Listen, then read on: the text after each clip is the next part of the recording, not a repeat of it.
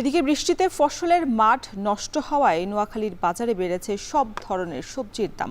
সেখানকার সবশেষ পরিস্থিতি জানাতে আমাদের সাথে এই মুহূর্তে যুক্ত হয়েছেন নাসিম শুভ। শুভ, কোন সবজি কত দামে বিক্রি হচ্ছে, বাজারে ক্রেতা উপস্থিতি কেমন দেখছেন? রওশন বাজারে আসলে ক্রেতারা তাদের নিত্য প্রয়োজনীয় যেই দ্রব্য সামগ্রী সেগুলোর সাথে সবজিও কিনতে আসছেন ঠিকই, কিন্তু বাজারের সবজির দাম সপ্তাহের ব্যবধানে সবগুলোতেই বেড়েছে বলে আমরা খোঁজ নিয়ে জানতে পেরেছি।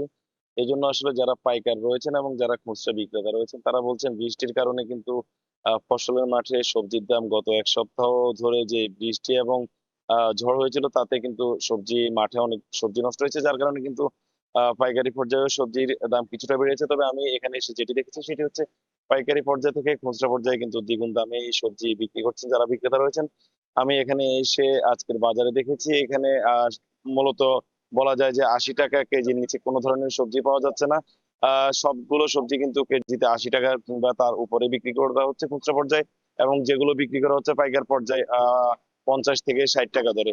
আমি কথা বলেছি যারা ভোক্তা রয়েছেন তাদের সাথে, তারা বলছেন বাজারে যে সবজিগুলো এমনিতেই এখন আসলে গ্রীষ্মকালে অন্যান্য সময় থেকে সবজির পরিমাণও কিছুটা কম পাওয়া যায়, তার মধ্যে যে সবজিগুলো বাজারে আছে সরবরাহ সেগুলোরও দাম কিন্তু অনেকটাই তাদের নাগালের বাইরে। এবং যারা খুচরা বিক্রেতা রয়েছেন তারা বলছেন পাইকারি পর্যায়ে কিন্তু তারা বাড়তি দামে আসলে কিনতে হচ্ছে, যার কারণে কিন্তু তাদেরকে খুচরা পর্যায়ে বিক্রিও করতে হচ্ছে বাড়তি দামে। এবং যারা পাইকার রয়েছেন তারা বলছেন আসলে বৃষ্টির পানির কারণে বর্ষায় মাঠে যে সবজিগুলো নষ্ট হয়ে যাওয়ার কারণে কিন্তু তারা অনেকটা বাড়তি দামে কিন্তু তারা ঢাকা সহ কুমিল্লার নিমসার এবং অন্যান্য জায়গা থেকে সংগ্রহ করতে হচ্ছে।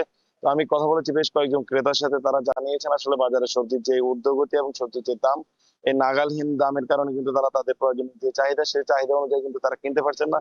এবং তারা মনে করছেন খুচরা এবং পাইকারি পর্যায়ে যে ব্যবধান সেটি আসলে অনেকটা অনেক বেশি তফাৎ রয়েছে, যার কারণে কিন্তু বাজারে আসলে এই মুহূর্তে প্রশাসনের সংশ্লিষ্ট যারা রয়েছেন তাদের নজরদারির জন্য দাবি করছেন যারা ভোক্তারা রয়েছেন তারা।